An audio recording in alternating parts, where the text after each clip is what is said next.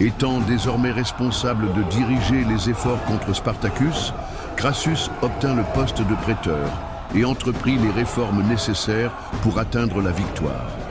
Il ordonna que 6 nouvelles légions, en plus des 2 légions consulaires de Lucius Gellius et Publius Lentulus, soient réorganisées et préparées. Il convient de noter qu'il eut un grand succès et parvint rapidement à rassembler entre 32 000 et 48 000 soldats d'infanterie, qui étaient, pour la plupart, des troupes auxiliaires dans son armée. La stratégie de Crassus est la décimation. Cependant, Crassus ne s'arrêta pas là. Il croyait que les défaites précédentes de Rome étaient causées non seulement par la faiblesse des commandants, mais aussi par l'indiscipline et l'inexpérience des soldats. En raison de cette vision, Crassus adopta un traitement sévère envers ses troupes, parfois même brutal, en ordonnant le rétablissement d'une ancienne punition appelée décimation. Le mot décimation est dérivé du latin et signifie suppression d'un dixième. Il s'agissait d'une forme de discipline militaire romaine dans laquelle un soldat sur 10 d'un groupe était exécuté.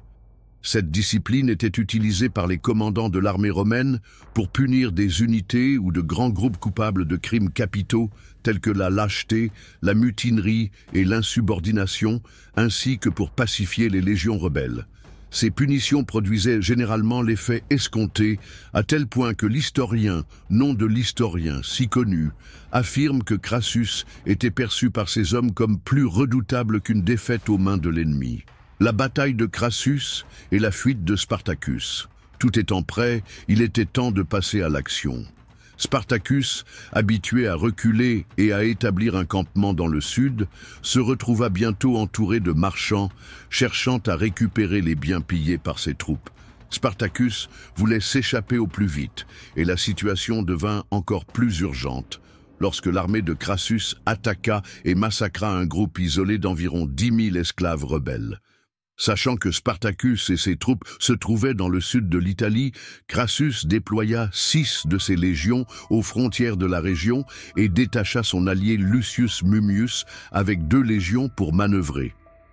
Trajan, dans ses écrits, raconte que Spartacus conclut un accord avec des pirates pour être transporté avec environ 2000 de ses hommes en Cilicie, où il espérait déclencher une révolte d'esclaves et rassembler des renforts. Cependant, il fut trahi par les pirates, qui acceptèrent le paiement avant d'abandonner les rebelles. Il existe des récits selon lesquels cela causa un grand trouble parmi les troupes de Spartacus.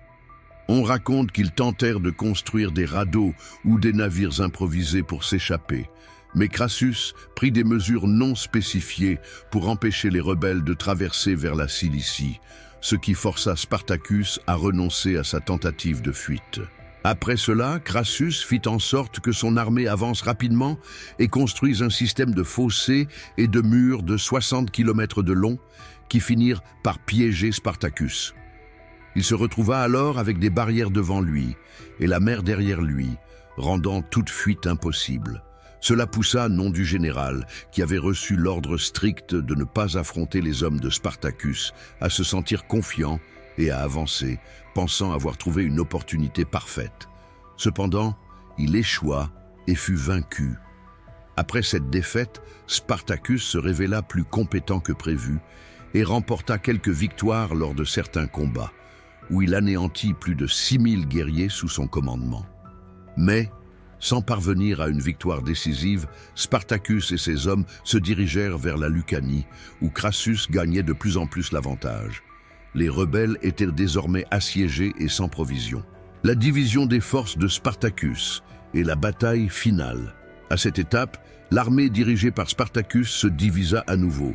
Il est possible que cela ait été dû à des divergences entre ceux qui souhaitaient continuer à piller et ceux qui cherchaient une sortie d'Italie. Des tensions ethniques entre les différents groupes suivant Spartacus ont également pu émerger. La majorité de ceux qui se séparèrent étaient des Gaulois. Crassus attaqua ses forces et parvint à anéantir environ 30 000 hommes. Il aurait pu causer encore plus de pertes si ce n'était l'intervention des Spartiates.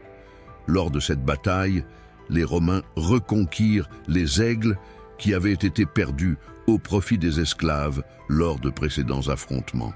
En observant la situation, il semblait que Spartacus prévoyait de ramener son armée vers les Alpes, car il rencontrait peu de résistance dans cette direction.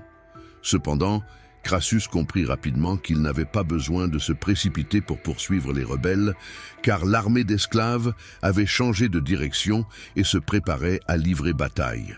À ce moment-là, un événement pour le moins curieux se produisit.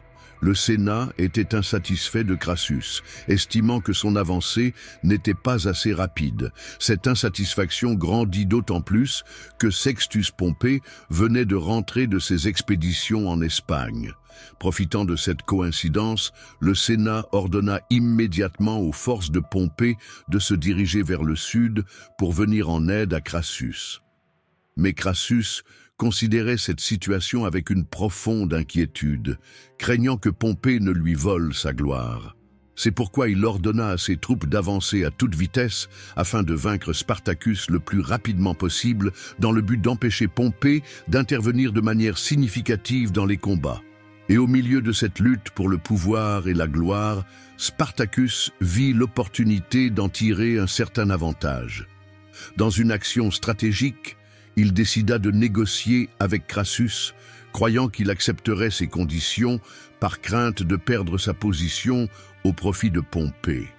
Cependant, cette stratégie ne fut pas couronnée de succès, car Crassus la rejeta. Le moment décisif était arrivé, et Spartacus en était conscient. Il ordonna alors que ses troupes se rassemblent et décida d'accomplir un acte symbolique.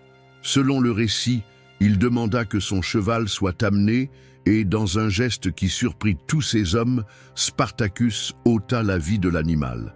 Ensuite, il prit la parole en déclarant que s'il triomphait ce jour-là, il aurait de nombreux chevaux des Romains vaincus à choisir. La bataille finale est la mort de Spartacus, et que s'il était vaincu, il n'aurait plus besoin de cheval. Jouant son va-tout, Spartacus ordonna à ses hommes d'attaquer avec férocité les Romains. Dans un premier temps, ses actions furent couronnées de succès. Ses troupes réussirent à vaincre plusieurs gardes romains et à pénétrer les défenses ennemies. Spartacus et environ 50 000 rebelles parvinrent à percer les lignes de Crassus, menaçant ainsi la position du général romain sur les rives du fleuve Célé. L'armée de Spartacus rencontra enfin les légions romaines de Crassus sur un champ de bataille ouvert. La fin était proche. Les anciens gladiateurs attaquèrent alors les rangs romains, s'écrasant contre le mur de boucliers et d'épées. Bien que les rebelles se soient battus avec acharnement et aient abattu de nombreux soldats romains, ils subirent également de lourdes pertes. Spartacus regroupa ses troupes et mena une charge contre Crassus. Plusieurs unités romaines avaient déjà été détruites. Désireux d'affronter directement le général romain, Spartacus se précipita frénétiquement à sa rencontre, au milieu du chaos qui régnait sur le champ de bataille. Il vainquit même 2 centurions dans sa quête pour atteindre Crassus. Cependant, à ce stade, il était évident que la victoire de Spartacus était impossible. Ces hommes, bien que courageux, n'étaient pas une armée entraînée et bien préparée, ce qui rendait quasi impossible de vaincre une force immense et disciplinée comme celle de Crassus. Il mena son armée une dernière fois au combat. Selon l'historien Appien, il fut blessé à la jambe par une lance, mais tomba sur un genou. Il tint son bouclier devant lui, refusant d'abandonner le combat. Ses hommes commencèrent alors à déserter, comprenant que la défaite était imminente. Ainsi, le valeureux Spartacus se retrouva encerclé par les légionnaires romains. Même blessé et face à une mort certaine, il préféra se battre jusqu'à son dernier souffle plutôt que de se rendre.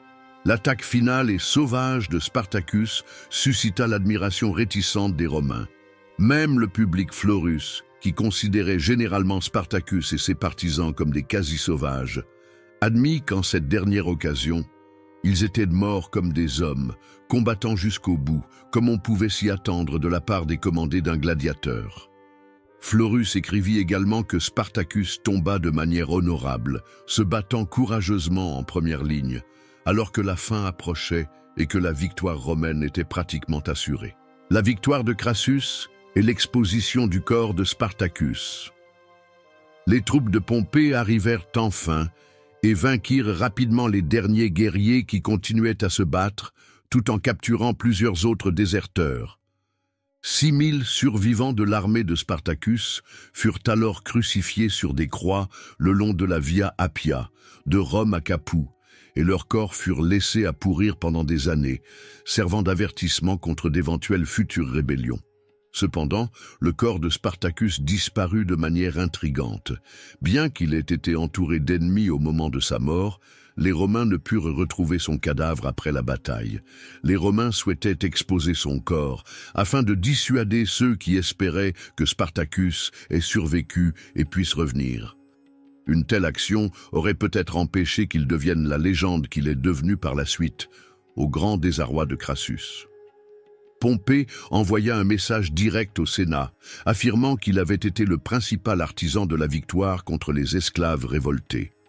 Ce message fut bien accueilli, permettant à Pompée de s'attribuer la plus grande part de la gloire, concrétisant ainsi la rivalité initiale avec Crassus. Après cela, Pompée et Crassus tirèrent profit politiquement du fait d'avoir écrasé cette rébellion.